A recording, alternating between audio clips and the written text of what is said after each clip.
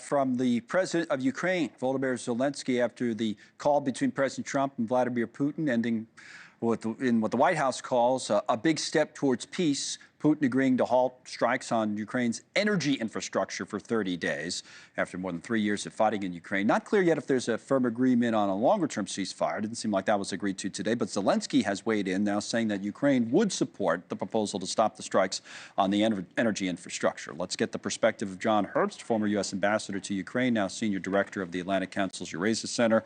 Welcome back, Ambassador Herbst. So, no unconditional ceasefire. It's energy infrastructure, and apparently Zelenskyy would go along with that for 30 days. So what's your take? My take is that this is a small positive step forward. Mm-hmm. It's the first concrete concession Putin has offered. The reason why he offered this specific step is because the Ukrainians are doing almost as much or as much damage to Russian energy infrastructure over the past year as the Russians have been doing to Ukrainian infrastructure.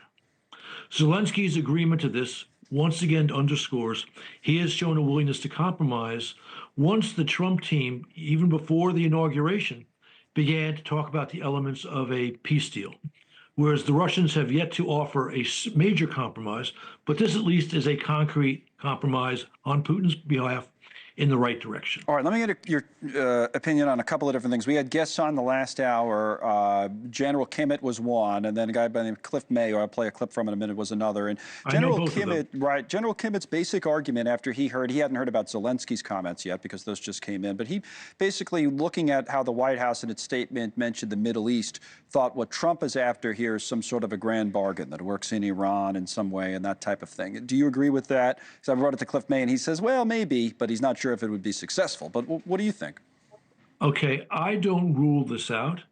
Trump has said he was looking for Putin's support to arrange a deal for Iran to give up its nuclear weapons. Yep. Or excuse me, its nuclear weapons program. They don't have the weapons yet.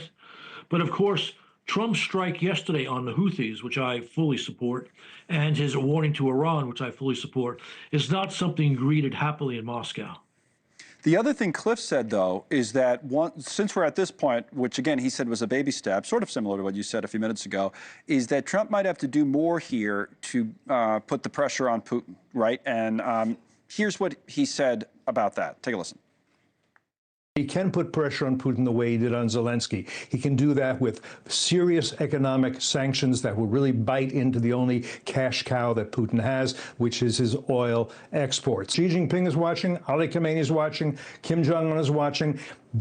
Ukraine should not become, and I'm sure President Trump does not want it to become, what Afghanistan became for President Biden. All right, Ambassador Herbst, your thoughts on that as kind of a next step in all of this? Okay. Cliff is absolutely right that we need to put more pressure on Russia, but he left out the most serious leverage we have. Okay.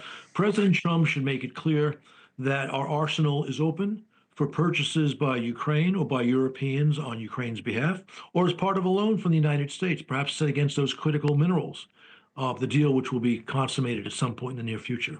Putin, if we put more sanctions on Russia, that's a good thing, but that will take time to have an impact. If Russia knows we're going to be sending more arms to Ukraine, then he knows he's not going to be able to pick up more Ukrainian territory. And that might persuade him to make an actual ceasefire. Did anyone give up anything today? In other words, even with Zelenskyy saying that he's on board with this, is he giving up anything in terms of leverage or future negotiating possibilities?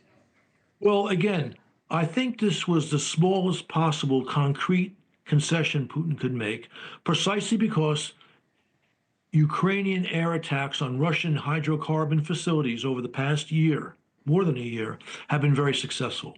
So the damage in Russia is close to, if not the same, as the Russian damage in Ukraine on strikes against Ukrainian energy infrastructure.